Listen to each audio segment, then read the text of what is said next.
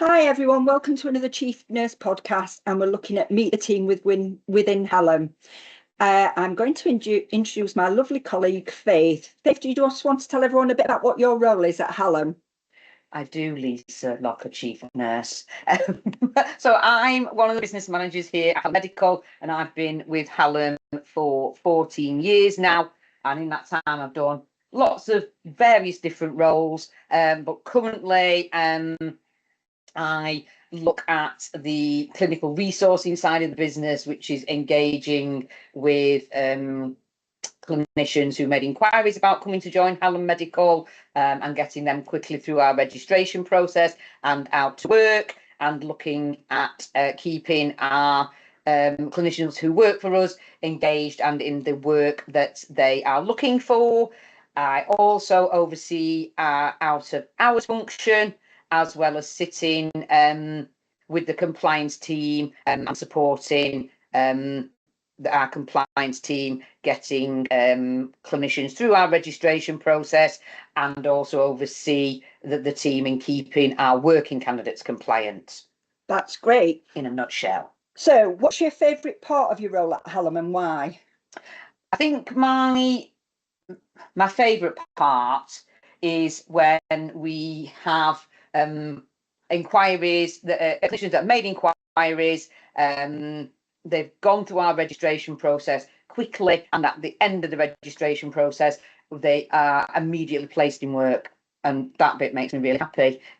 Yeah, from a me perspective, and also from a clinician perspective as well, that they've had a good candidate, and a good candidate journey with us. So, if Hallam HQ had a theme song or a motto, what do you think it'd be? Oh, the motto's got to be more is more. We love that, Faith. Love it. So if you had to swap jobs with someone at Hallam Medical for a week, who would it be and why? Now, I've had to think about this, and I have done like quite a few roles in Hallam.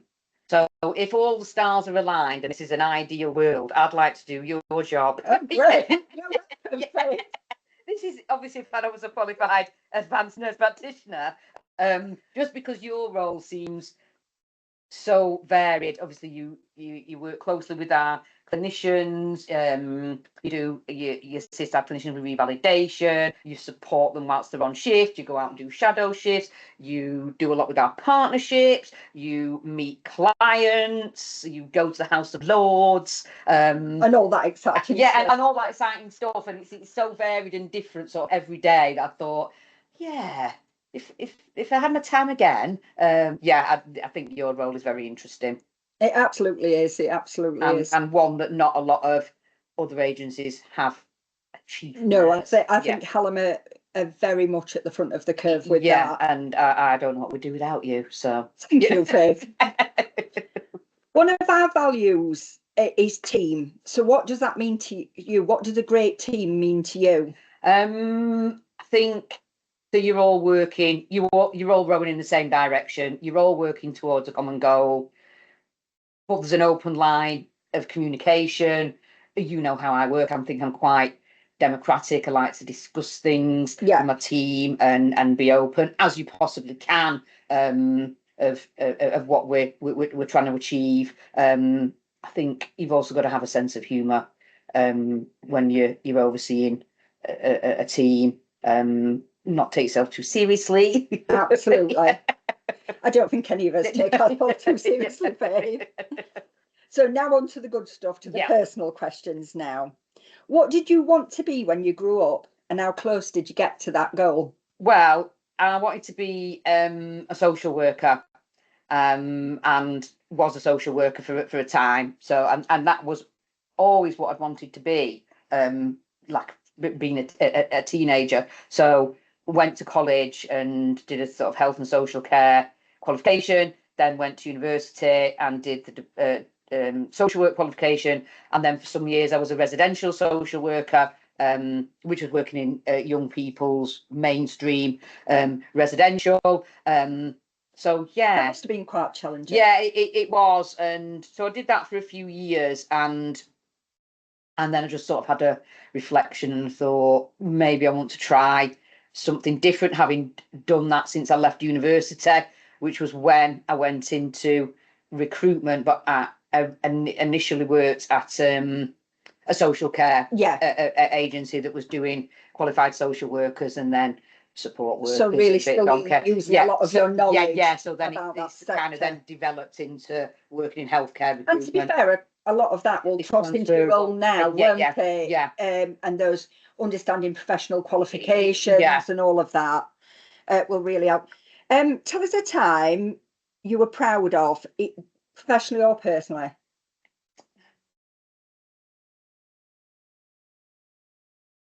I think professionally, because I have done a lot of different roles in Hallam. It's when I've sort of had to change for the needs of the business for whatever reason, and then I've gone into a different role that I might not have done before. So, for example, a few years ago, even though I've been working in Hallam for a long time, I'd never actually worked on the 111 team, and then an opportunity came up for me to manage the 111 team for a period of time. So I went over into that, and then that was a completely different way of working. But it develops you, and I'm quite proud of the fact that so you're quite adaptive then, really. Yeah. Do you think a lot of that might come from your previous background as well? Because in that social work role, you're going to have to be very adaptive to what you're dealing with, aren't you, in the situation? That just changes on a sixpence of